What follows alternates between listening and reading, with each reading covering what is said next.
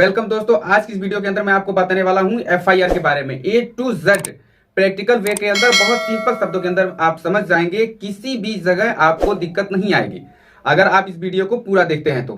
क्योंकि आपके पास common issue होते हैं कि भाई एफआईआर क्या चीज है, एफआईआर कैसे लिखी जानी चाहिए।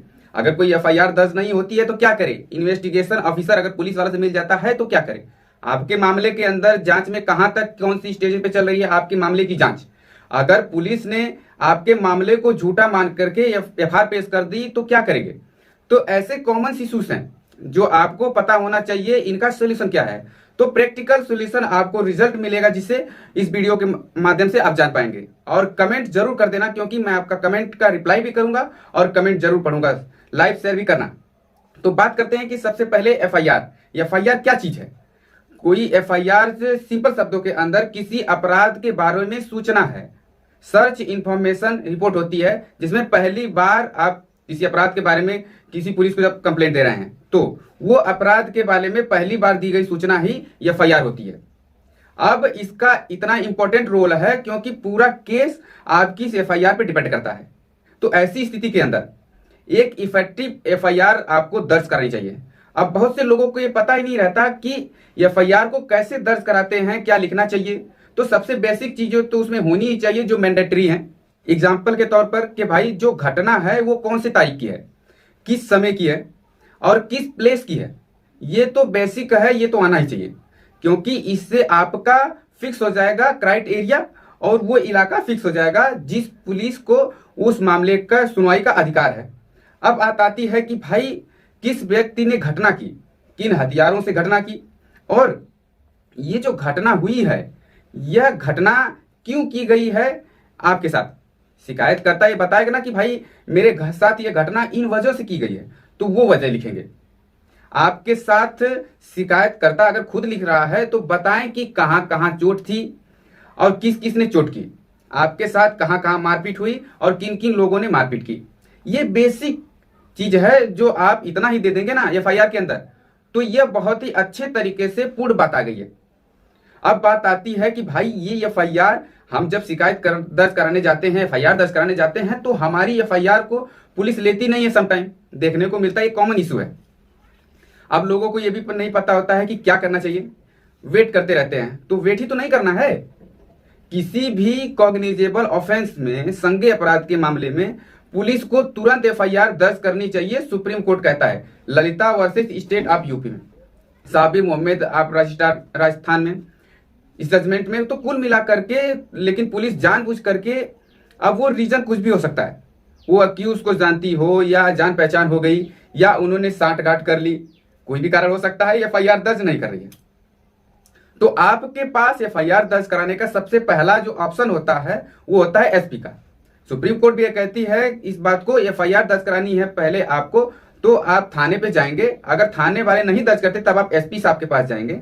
आपके क्षेत्र में अगर एसीपी लगता है, क्योंकि जिले के अंदर जो सबसे सुपीरियर है वो एसपी है, अगर आपके क्षेत्र में एसपी है तो एसपी होगा। कुल मिलाकर के जो आपका जो सुपीरियर है, जो उस सुपीरियर को आमतौर पे हम एसपी को ही हम काउंट करते हैं, तो ज्यादातर एसपी ही मैं बोलता हूं। तो एसपी साहब को आप एप्लीकेशन देंगे कि भाई फला तारीख को जो घटना घटित हुई थी उसकी सूचना हमने संबंधित थाने पे शिकायत दर्ज कराई थी, लेकिन पुलिस वाले ने नहीं दर्ज की। तो जब वो ऑर्डर करेगा, एसपी जो ऑर्डर करेगा तो उस पे जो है एफआईआर दर्ज होगी। ये प्रैक्टिकल चीज है। अगर एसपी ने भी आपके एफआईआर को दर्ज करने का आदेश नहीं किया है तो ऐसी स्थिति के अंदर आपको तुरंत वकील से मिलना चाहिए, क्योंकि आपके पास एक ही ऑप्शन है वकील, और वकील 156 सीआरपीसी के सब सेक्शन 3 में कोर्ट में आपका आवेदन दर्ज करेगा और 101% आपकी एफआईआर दर्ज हो जाएगी। अब ये हो गई बात एफआईआर दर्ज कराने की। लेकिन आपके मामले में एफआईआर दर्ज हो गई, एफआईआर दर्ज करने के बाद पुलिस इन्वेस्टिगेशन कर रही है और जो इन्वेस्टिगेशन ऑफिसर है वो सही तरीके से आपके मामले की जांच नहीं कर रहा है, यानी आपको ऐसा लग रहा है कि वो अक्यूज्ड के साइड से मिल चुका है, फिर इन्वेस्टिगेशन की आपको उससे कोई उम्मीद नहीं है। तो क्या करेंगे साहब, किसी भी स्टेज पर चार्जशीट कोर्ट में फाइल होने से पहले, चार्जशीट या चालान बोलते हैं, चार्जशीट या चालान कोर्ट में फाइल होने से पहले, पेश होने से पहले आप आवेदन कर सकते हैं एसपी साहब के पास या एसीपी साहब के पास कि श्रीमान उस प्रकरण के अंदर जो इन्वेस्टिगेशन ऑफिसर है उससे मुझे जांच की कोई उम्मीद नहीं है। तो ब्रीफ में आपको स्टोरी बतानी पड़ेगी मामले की। तो एसपी भी या एससी भी ये जिम्मेदारी है उसकी कि वो उस इन्वेस्टिगेशन को चेंज करेगा और दूसरे इन्वेस्टिगेशन ऑफिसर को आपके मामले की जांच के लिए दे देगा। और अगर आपको ये लगता है कि यार ये स्टेज जाननी है तो आप कोर्ट में प्रार्थना पत्र पेश कर सकते हैं 210 सीआरपीसी में। कोर्ट उस मामले को पत्राली को मंगा करके देख लेगा कि आपके मामले में क्या चल रहा है। कई बार जो होता है आप लोग जानना चाहते हैं, अपनी शिकायत तो दर्ज कर दी, आपको लग रहा है कि वो फला व्यक्ति अक्यूज से मिल चुका है या पुलिस कुछ नहीं कर रही है, तो आप प्रार्थना पत्र कोर्ट में पेश कर दे। कोर्ट तलब कर लेगी फाइल को, एक बार देख लेगी क्या स्टेज चल रही है, आपको भी इंफॉर्मेशन मिल जाएगी। तो ये भी कर सकते हैं। लेकिन एक और कॉमन इशू है, अगर कोई पुलिस वाला मिल जाता है अक्यूज से, यानी जो मुलजिमान है वो पावरफुल हो सकते हैं, तो पैसे से भी हो सकते हैं या नेता विधि में हो सकते हैं या किसी अन्य सोर्स के मामले से हो सकते हैं, जो उनकी साठगांठ बैठ जाती है पुलिस ऑफिसर से। तो देखा जाता है कि पुलिस एफआईआर पेश कर देती है, एफआईआर पेश कर देती है। अब एफआईआर क्या है? एफआईआर फिर फाइनल रिपोर्ट ही। लेकिन इस फाइनल रिपोर्ट में रीजन ये लिखा गया होता है कि ये जो शिकायतकर्ता ने शिकायत दर्ज कराई थी वो झूठ पाई गई। आपकी शिकायत को झूठी मान करके कोर्ट में पुलिस एफआईआर पेश कर देती है। तो ऐसी स्थिति के अंदर आपको कोर्ट में बुलाया जाता है, तो आपसे पूछा जाता है कि आप सेटिस्फाई हैं पुलिस के इस एफआईआर से, आप सेटिस्फाई हैं? तो आपको बोलना होता है नहीं। अगर आपके क्षेत्र में ऐसा नहीं होता है, प्रैक्टिकल वे में आपको सेम डे में नहीं बुलाया जाता है एफआईआर के समय, क्योंकि जब एफआईआर पेश की जाती है तो शिकायतकर्ता को कोर्ट में बुलाया जाता है, तो कोर्ट में मजिस्ट्रेट उससे पूछ लेता है।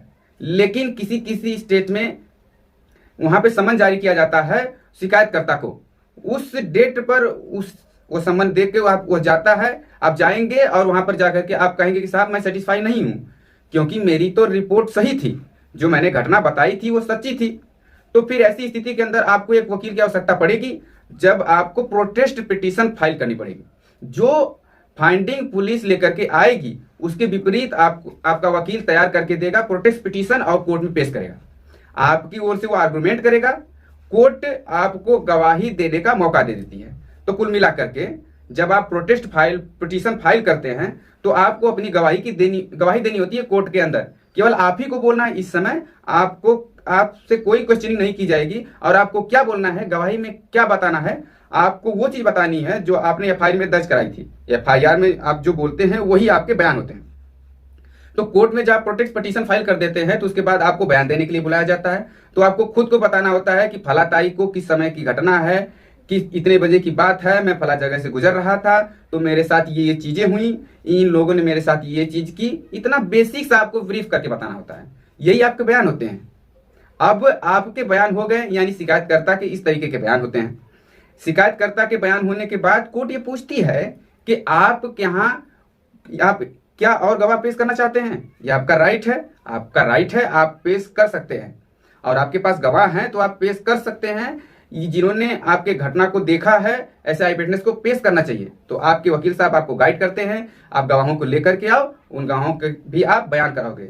200 सीआरपीसी के अंदर आपके जो है बयान होते हैं कोर्ट के अंदर, 202 सीआरपीसी के अंदर आपके गवाहों के बयान होते हैं। देन अब चाहे वो स्टेज एफआईआर की हो या चाहे प्रोटेस्ट पिटीशन फाइल करने के बाद की कोर्ट में बयान लेने के बाद, आपके मामले की सुनवाई करते हुए बहस सुनने के बाद कोर्ट ने कॉग्निजेशन लिया, कुल मिलाकर के इन सभी तरीकों में जो अक्यूज्ड है वो कोर्ट में आएगा। लास्ट में जो प्रोटेस्ट पिटीशन मैंने आपको बताई, आपकी वकील की बहस सुनने के बाद समन करके या वारंट करके जो भी कोर्ट को उचित लगता है कोर्ट उस तरीके से बुलाएगी। एफआईआर दर्ज करने के बाद जो चार्जशीट फाइल होती है उसके बाद भी अक्यूज्ड को बुलाया जाता है चार्जशीट के समय। तो ये पूरी इंफॉर्मेशन एफआईआर के बारे में है। एक और इंपॉर्टेंट चीज मैं बताऊं आपको कि एक शिकायतकर्ता जब भी एफआईआर दर्ज कराता है, एफआईआर दर्ज होते ही तुरंत उसे निःशुल्क कॉपी दिए जाने का प्रोविजन है और ये आपका अधिकार है। आप डिमांड कर सकते हैं एफआईआर की कॉपी की, जैसे ही दर्ज हुई वैसे आप एफआईआर कॉपी ले सकते हैं पुलिस वालों से, इनकार नहीं करेंगे, वो देंगे ही आपको। 154 सीआरपीसी के सब सेक्शन 2 में ये आपका अधिकार है। वीडियो अच्छा लगा है तो इसको लाइक जरूर कर देना दोस्तों, शेयर भी करना दोस्तों, और कुछ कंफ्यूजन हो तो आप कमेंट कर सकते हैं। थैंक्स फॉर वॉचिंग गाइस, जय हिंद।